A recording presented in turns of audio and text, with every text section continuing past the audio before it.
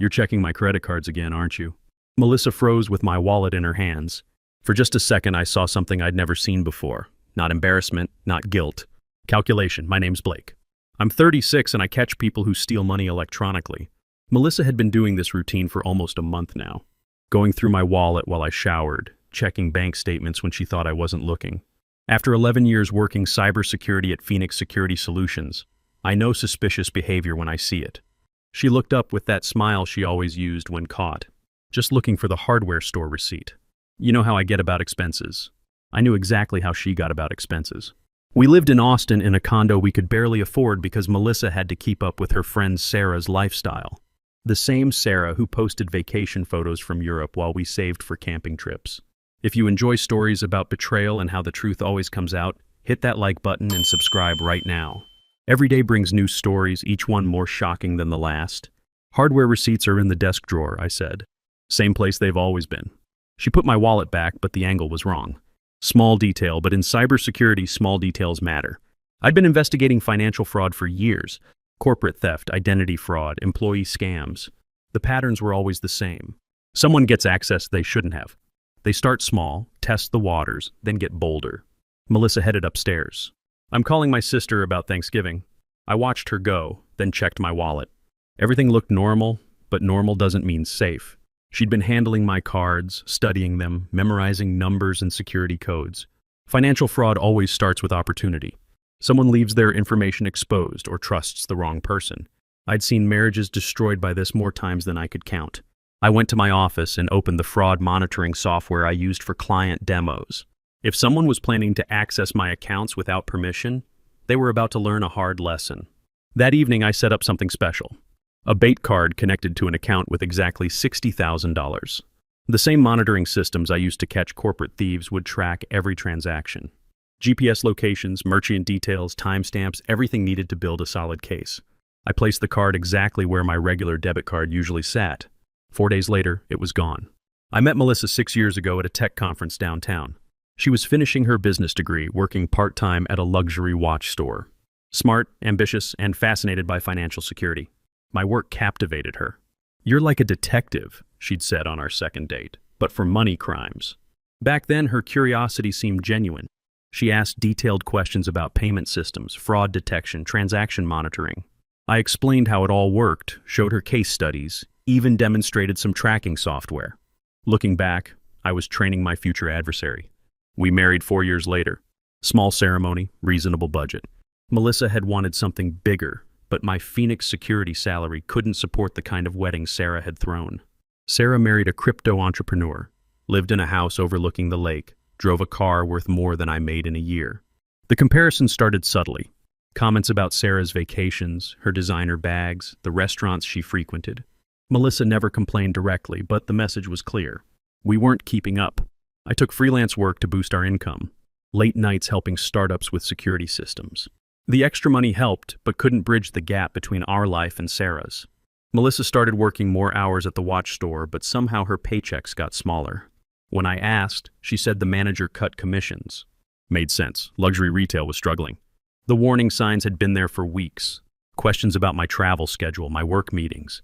Casual inquiries about banking security, how quickly suspicious transactions get flagged, what spending amounts trigger alerts. She framed it as interest in my expertise, but I recognized reconnaissance. A month ago, she'd started the wallet searches. Always when I was distracted, always with reasonable excuses. Looking for receipts that were always somewhere else. Checking for business cards I never carried. I should have confronted her then. But part of me needed to know how far she'd go. In my line of work, assumptions get you fired. Evidence gets convictions. The morning the bait card disappeared, Melissa made pancakes. Normal routine, normal conversation. She mentioned possibly meeting Sarah for lunch. "Nothing expensive," she said, kissing me goodbye. You know how careful I am. I watched her drive away, then checked the monitoring system. The card was active. The first alert came at 10:47 a.m. Single transaction, $800, upscale boutique downtown. I was in a client meeting when my phone buzzed. Standard protocol, any purchase over 500 triggers alerts. I stepped outside and checked details. She'd used the card at a store she'd mentioned visiting with Sarah. Designer accessories, luxury handbags, the kind of place requiring appointments. 30 minutes later, another alert. $3,000. Same store. then another. By lunch, she'd spent $12,000 on luxury goods, handbags, shoes, jewelry. Each purchase tracked with GPS coordinates and timestamp data. I sat in my car watching the alerts pile up. This wasn't impulse buying. This was systematic, planned spending. She knew exactly what she wanted. At 1:30 p.m., everything changed. Travel booking downtown Austin. $6,000 for airline tickets. The transaction included passenger data and destination info. London, England. Business class. Departing the next morning. I drove home and checked our joint accounts. She hadn't touched them. Smart move. Taking shared money would be harder to explain. But the bait card was linked to an account she didn't know existed. That evening, Melissa cooked dinner like nothing happened. Discussed her day, mentioned shopping with Sarah, complained about traffic. Perfect performance. If I hadn't been monitoring in real time, I'd never have suspected anything. After dinner, she packed a suitcase. Sarah invited me to a wellness retreat, she said. Last-minute thing. Her treat, that's generous. We leave early tomorrow. I'll probably be gone through the weekend. I helped carry her suitcase to the car, kissed her goodbye, watched her drive away for what she claimed was a local retreat. 25 minutes later, another alert. Airport parking, long-term lot. Then silence. At 4 a.m. Central Time, my phone exploded with notifications. Transaction after transaction, all from London. Hotels, restaurants, shopping districts. The bait card was funding a European vacation while I sat in our Austin condo watching every stolen dollar in real time. She thought she was stealing from me. Instead, she was documenting her own crimes with digital precision. I made coffee and settled in to watch. 11 years of fraud investigation had taught me patience. Evidence gathered carefully was evidence that lasted in court. By the end of the week, she'd spent almost $50,000 of what she believed was my money. The international alert started day 2 of Melissa's retreat. The fraud monitoring system was designed to catch sophisticated crimes, and it was performing perfectly. Every transaction triggered notifications to multiple databases. My monitoring system, Phoenix Security's network, and international tracking protocols. By Wednesday, Melissa had activated security measures beyond her imagination. The bait card wasn't just monitored by me. It was flagged by systems tracking suspicious international spending and potential money laundering. Her London shopping spree triggered automatic reviews by 3 different financial crime units. The volume and pattern, first-class flights paid for with a card that had been dormant for months, luxury purchases totaling tens of thousands in days, suggested either legitimate wealth or criminal activity. The kind of spending that sent red flags through international banking networks. Thursday afternoon, I got a call from Agent Lisa Chen with the Financial Crimes Enforcement Network, same agency I consulted with on corporate cases. Blake, we've detected unusual activity on one of your monitored accounts, she said. International transactions, high volume. Pattern suggests potential unauthorized usage. I'm aware, I told her. It's part of a personal investigation. Personal investigation? Someone close to me has been accessing financial information without authorization. I set up a monitoring system to document the extent of the fraud. There was a long pause. Blake, are you telling me you're running a sting operation on someone in your own household? I'm documenting unauthorized access to financial accounts. The subject believes they're accessing funds without detection. They're wrong. Agent Chen was quiet for a moment. How much money are we talking about? Approximately $47,000 so far. All tracked, all documented, all connected to accounts the subject was never authorized to access. Blake, do you understand what you've stumbled into? This isn't just personal fraud anymore. International transactions over $50,000 trigger automatic money laundering investigations. Customs enforcement in the UK has been flagged. Immigration has her passport flagged for enhanced screening on return. I sat down at my desk and pulled up the transaction logs. Melissa's European adventure had evolved from simple theft into an international financial crime investigation. Her unauthorized use of the bait card had created a digital paper trail that spanned multiple countries and involved numerous law enforcement agencies. What happens when she tries to come home? I asked. Enhanced customs screening. Detailed financial questioning. If she can't prove legitimate source of funds for her purchases, things get complicated quickly. But what Agent Chen told me next changed everything I thought I understood about Melissa's betrayal. Blake, we've been tracking your wife's transactions across multiple networks, she said. This isn't her first time using stolen financial information for international travel. My stomach dropped. What do you mean? We found records of similar spending patterns going back 14 months. Different cards, different accounts, but the same signature behavior. Luxury travel, high-end shopping, first-class accommodations. I sat down hard in my kitchen chair. That's impossible. She's never traveled internationally without me. According to our records, she's made 3 previous trips to Europe using financial information that wasn't registered to her name. Paris, Barcelona, and Amsterdam. Always first-class flights, always luxury accommodations, always funded through accounts she shouldn't have had access to. The room felt like it was spinning. Whose accounts? We're still investigating, but preliminary evidence suggests she's been accessing financial information from multiple sources. Credit cards belonging to her employer, former roommates, even family members. That evening, Melissa called from London. Background noise suggested an expensive restaurant. "Blake, honey, I'm having an incredible time," she said. "Sarah knows all the perfect places here. We've been shopping, dining at amazing restaurants." I paused. She'd just admitted being in London when she was supposed to be at a local retreat. "London?" I asked carefully. Silence, then forced laughter. "Did I say London? I meant the retreat has this European theme. Classical music, staff with accents. It's like being in London without leaving Texas. Sounds elaborate. You know these high-end places? Everything's themed now. Oh, I found this amazing boutique in the gift shop. Got you something special." After she hung up, I checked the logs. 3 more purchases that evening. $2,000 at a restaurant, $1,500 at a wine shop, $4,000 at what appeared to be a jewelry store on Bond Street. Friday morning, Agent Chen called again. "Blake, we need to talk in person. The international scope of this case has expanded beyond personal fraud. Can you come in this afternoon?" I drove to the federal building in downtown Austin and met Agent Chen in a conference room filled with documents, transaction printouts, and computer monitors displaying financial tracking data. "Your wife's spending pattern has triggered investigations in 3 countries, she said. The UK, France, and the United States. The volume of transactions, the luxury focus, the sudden international travel, it all suggests potential money laundering or organized financial crime. It's not organized crime. It's personal betrayal. I understand that. But the evidence doesn't care about motivation. What matters is the pattern of behavior and the paper trail she's created." "Blake, is everything okay?" she asked. "I need to ask about Melissa's trips. The retreats, the shopping excursions. How many have you actually been on together?" Long pause. "Blake, I haven't been on a trip with Melissa in over a year. We had coffee last month, that's it." "Why?" The pieces fell into place. Melissa had been using Sarah as cover. Every retreat with Sarah had been a solo crime spree funded by stolen money. Agent Chen called back that afternoon with more details. "We've identified at least 6 different accounts she's accessed without authorization," she said. Her employer's corporate credit card, her sister's personal accounts, credit cards belonging to former co-workers. The pattern suggests she's been systematically gathering financial information and using it to fund a luxury lifestyle. How did she get access to all these accounts? We're still investigating, but it appears she's been photographing cards, memorizing numbers, and even using her position at the watch store to access customer payment information. The watch store. Perfect position to gather financial information from wealthy customers. That evening, I searched Melissa's belongings. Hidden in her jewelry box, I found a notebook filled with credit card numbers, expiration dates, security codes, names I didn't recognize, account information for cards that weren't hers. At the bottom, a list of European cities with dates and amounts, a criminal ledger documenting years of theft. My phone rang, Melissa calling from London. "Blake, I'll be home tomorrow evening. Can't wait to see you." "Can't wait to see you too," I said. What I didn't tell her was that federal agents would be waiting.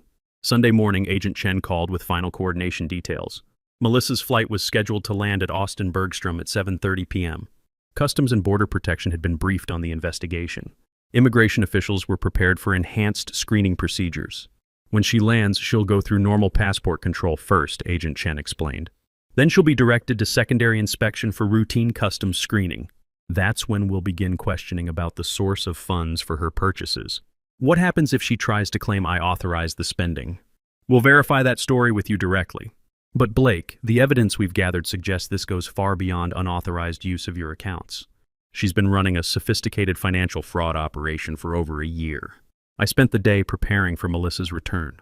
Cleaned the house, organized the evidence I'd gathered, reviewed the transaction logs one final time. By evening, the bait card showed total spending of $49,700. Every purchase documented, every transaction tracked, every dollar creating another piece of evidence for federal prosecutors.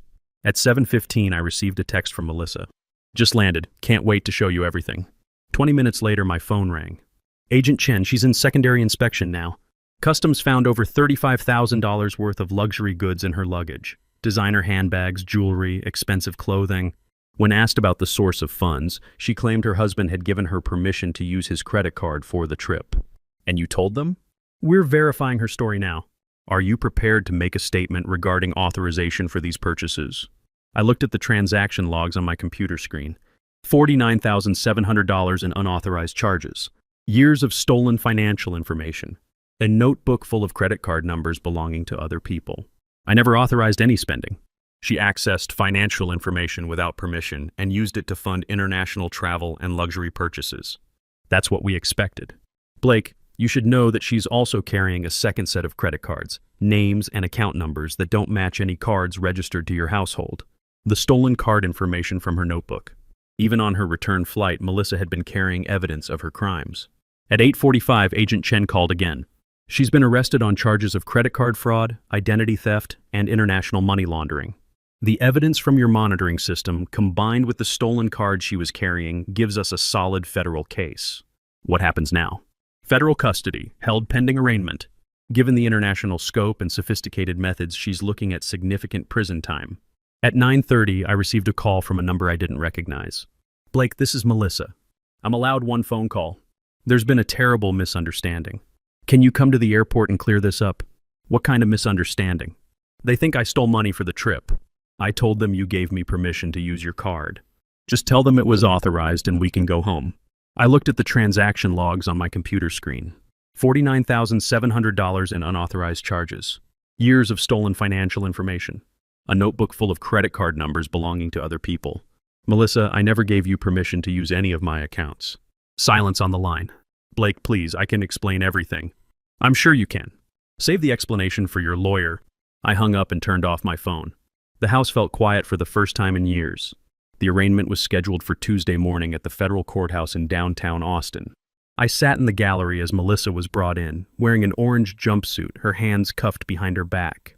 The woman who had spent $50,000 on designer goods in London looked smaller now, diminished by the reality of federal criminal charges. Assistant United States Attorney Sarah Rodriguez read the charges aloud. Credit card fraud, identity theft, international money laundering, conspiracy to commit financial crimes. Each charge carried potential prison sentences measured in years, not months. Your Honor, Attorney Rodriguez said, the defendant engaged in a sophisticated criminal enterprise spanning over 14 months. She systematically accessed financial information belonging to multiple victims, used that information to fund luxury international travel, and attempted to conceal her crimes through elaborate deception. Melissa's court-appointed attorney requested bail, arguing that she was a first-time offender with ties to the community. Attorney Rodriguez responded by presenting evidence of the international scope of her crimes, the sophisticated methods she used, and the substantial financial losses to multiple victims. The defendant poses a significant flight risk, she argued. She has demonstrated a pattern of international travel funded by stolen money. She has shown expertise in accessing and exploiting financial systems, and the evidence suggests she was planning additional crimes at the time of her arrest. Judge Robert Martinez reviewed the evidence, including the notebook of stolen credit card information found in Melissa's possession and the detailed transaction logs from my monitoring system. The court finds that the defendant poses both a flight risk and a danger to the community, Judge Martinez ruled. The systematic nature of these crimes, the international scope, and the sophisticated methods employed suggest a high likelihood of continued criminal activity if released. Bail is denied. Melissa looked back at me as she was led away. I didn't wave. Outside the courthouse, Agent Chen handed me a folder containing financial recovery information. The $50,000 from your Bait account will be returned within 30 days, she said. As for the other victims, we're working with international law enforcement to trace and recover stolen funds. I drove home to an empty house and started making phone calls to change every password, every account number, every piece of financial information Melissa had ever seen. 4 months later, Melissa pleaded guilty to federal financial crimes charges. The evidence was overwhelming. The transaction logs from my monitoring system, the notebook of stolen credit cards, testimony from other victims who had unknowingly funded her European adventures.